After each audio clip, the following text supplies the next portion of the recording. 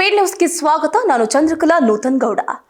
Darshan murder ಕೇಸ್ನಲ್ಲಿ ಅವನ್ಯಾರು ಇವತ್ತಿಗೂ ಜೈಲಿನಲ್ಲಿದ್ದಾನೆ. Lawyer ಮಾತಿಗೆ ದಾಸನ ಫ್ಯಾನ್ಸ್ ಕೆಂಡಾಮಂಡಲ. ಹೌದು, ಕನ್ನಡ ಚಿತ್ರರಂಗದ ಧ್ರುವ ತಾರೆ ನಟ ದರ್ಶನ್ ಅವರು ಜೈಲು ಸೇರಿ ಈಗಾಗಲೇ ವರ್ಷವೇ ಕಳೆದು ಹೋಯಿತು. ರೇಣುಕಾಸ್ವಾಮಿ ಪ್ರಕರಣದಲ್ಲಿ ನಟ ದರ್ಶನ್ಗೆ ಇನ್ನೂ ಕೂಡ ಸಂಕಷ್ಟ ತಪ್ಪಿಲ್ಲ ನೋಡಿ. ಹೈಕೋರ್ಟ್ನಲ್ಲಿ ಸಿಕ್ಕಿದ್ದ ಜಾಮೀನು ಸುಪ್ರೀಂ ಕೋರ್ಟ್ನಲ್ಲಿ ರದ್ದಾಗಿ ಹೋಯಿತು. ಹಾಗಾಗಿ 10 ತಿಂಗಳ ಕಾಲ ಜೈಲಿನ ಹೊರಗಿದ್ದ ದರ್ಶನ್ ಮತ್ತೆ ಜೈಲು ಸೇರಿದ್ರು. ಇತ್ತೀಚೆಗೆ ಜಾಮೀನು ಕೋರಿ ಸುಪ್ರೀಂ ಕೋರ್ಟ್ ಮೆಟ್ಟಿಲು ಕೂಡ ಹೇರಿದ್ರು. ಸುಪ್ರೀಂ ಕೋರ್ಟ್ ಜಾಮೀನು ರದ್ದು ಮಾಡಿತು. ಮತ್ತೆ ಅದೇ ಸುಪ್ರೀಂ ಕೋರ್ಟ್ ಜಾಮೀನು ಕೊಡುತ್ತಾ ಅನ್ನುವ ಚರ್ಚೆ ಕೂಡ ಈಗಲೂ ನಡೀತಾನೆ ಇದೆ. ಈಗಾಗಲೇ ಜಾಮೀನು ಅರ್ಜಿ ವಿಚಾರಣೆ ಆರಂಭ ಆಗಿದೆ.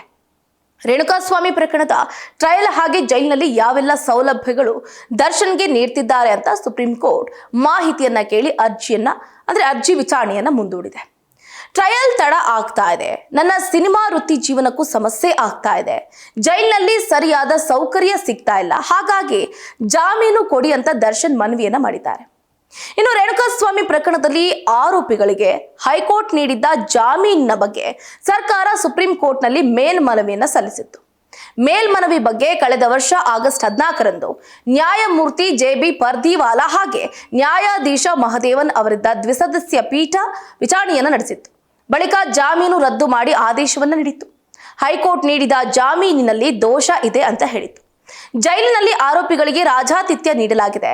ಈ ಬಗ್ಗೆ ಗೊತ್ತಾದ ಕೂಡಲೇ ಜೈಲು ಅಧಿಕಾರಿಗಳನ್ನ ಸಸ್ಪೆಂಡ್ ಕೂಡ ಮಾಡಬೇಕಾಯಿತು. ಇದೊಂದು ಲ್ಯಾಂಡ್ ಮಾರ್ಕ್ ತೀರ್ಪು ಅಲ್ಲದೆ ಕಾನೂನಿನ ಮುಂದೆ ಯಾರೂ ಕೂಡ ದೊಡ್ಡವರಲ್ಲ, ಯಾರೂ ಕೂಡ ಚಿಕ್ಕವರಲ್ಲ ಅಂತ ಸುಪ್ರೀಂ ಕೋರ್ಟ್ ಹೇಳಿತ್ತು. ನಟ ದರ್ಶನ್ ಜೈಲಿನಲ್ಲಿರುವ ಬಗ್ಗೆ ಹೈದರಾಬಾದ್ ಮೂಲದ ಅಡ್ವೊಕೇಟ್ ಒಬ್ರು ಅಂದ್ರೆ ನಾಗೇಶ್ವರ ರಾವ್ ಪೂಜಾರಿ ಅನ್ನುವಂಥವ್ರು ಮಾತಾಡಿದ್ದಾರೆ ನೋಡಿ. ಒಂದು ಸಂದರ್ಶನದಲ್ಲಿ ಮಾತಾಡಿರುವಂತಹ ಅವರು ಒಂದು ಹೇಳಿಕೆಯನ್ನು ಕೂಡ ಕೊಟ್ಟಿದ್ದಾರೆ. ಆ ಹೇಳಿಕೆ ಇದೀಗ ಫುಲ್ ವೈರಲ್ ಆಗ್ತಾ ಇದೆ. ಯಾವ ಸಾಮಾಜಿಕ ಜಾಲತಾಣ ಓಪನ್ ಮಾಡಿದ್ರು ಕೂಡ ಇದೇ ಸುದ್ದಿ. ಕಾನೂನಿನಲ್ಲಿ ತಪ್ಪಿತಸ್ಥರಿಗೆ ಶಿಕ್ಷೆ ಆಗುತ್ತೆ, ಆದ್ರೆ ಅದಕ್ಕೆ ಕೊಂಚ ಸಮಯ ಬೇಕಾಗಿದೆ. ಕೆಲ ಪ್ರಕರಣಗಳಲ್ಲಿ ಬೇಗ ತೀರ್ಪು ಬಂದಿದೆ ಅಂತ ಅವರು ವಿವರಣೆಯನ್ನ ನೀಡುವಾಗ ದರ್ಶನ್ ಪ್ರಕರಣದ ಉದಾಹರಣೆ ಕೂಡ ಕೊಡ್ತಾರೆ. ಕಾನೂನಿನಲ್ಲಿ ಖಂಡಿತ ನ್ಯಾಯ ಸಿಗುತ್ತೆ, ಆದ್ರೆ ಕೋರ್ಟ್ ಭಾಷೆ, ಕೋರ್ಟ್ ಪ್ರಾಸೆಸ್ ಅಥವಾ ಅರ್ಥ ಮಾಡ್ಕೋಬೇಕು. ಇದೆಲ್ಲವನ್ನ ಅರ್ಥ ಮಾಡ್ಕೊಂಡ್ರೆ ನೋಡಿ, ಭಾಷೆ ಆಗಿರ್ಬೋದು ಅಥವಾ ಕೋರ್ಟ್ನ ಪ್ರೋಸೆಸ್ ಹೆಂಗಿರುತ್ತೆ ಅಂತ ಅರ್ಥ ಮಾಡ್ಕೊಂಡ್ರೆ ಮಾತ್ರ ಕೋರ್ಟ್ ಏನು ಅಂತ ನಾವು ಅರ್ಥ ಮಾಡ್ಕೊಳ್ತೀವಿ, ಕೋರ್ಟ್ಗೂ ನಾವು ಏನು ಅಂತ ಅರ್ಥ ಆಗುತ್ತೆ. ಕೋರ್ಟ್ ನಮ್ಮನ್ನ ಅರ್ಥ ಮಾಡ್ಕೊಳ್ಳದೆ ಅಥವಾ ನಾವು ಕೋರ್ಟನ್ನ ಅರ್ಥ ಮಾಡ್ಕೊಳ್ದೆ ಕೋರ್ಟ್ ಬಗ್ಗೆ ಇಲ್ಲ ಸಲ್ಲದ ಮಾತಾಡಿದ್ರೆ ಅಥವಾ ದೂಷಿಸಿದ್ರೆ ಅದು ಸರಿಯಲ್ಲ. ನ್ಯಾಯ ಸಿಗದೆ ಈ ವ್ಯವಸ್ಥೆ ಇಷ್ಟು ವರ್ಷದಿಂದ ಇದೆಯಾ? ಕರ್ನಾಟಕದಲ್ಲಿ ದೇವೇಗೌಡರ ಮೊಮ್ಮಗ ರೇವಣ್ಣ ಅವರ ಮಗನಿಗೆ ಒಂದೇ ವರ್ಷದಲ್ಲಿ ಶಿಕ್ಷೆ ವಿಧಿಸಲಾಯಿತು ಅಂತ ಅಡ್ವೊಕೇಟ್ ನಾಗೇಶ್ವರ ರಾವ್ ಅವರು ಪೂಜಾರಿ ಅವರು ಹೇಳ್ತಾರೆ.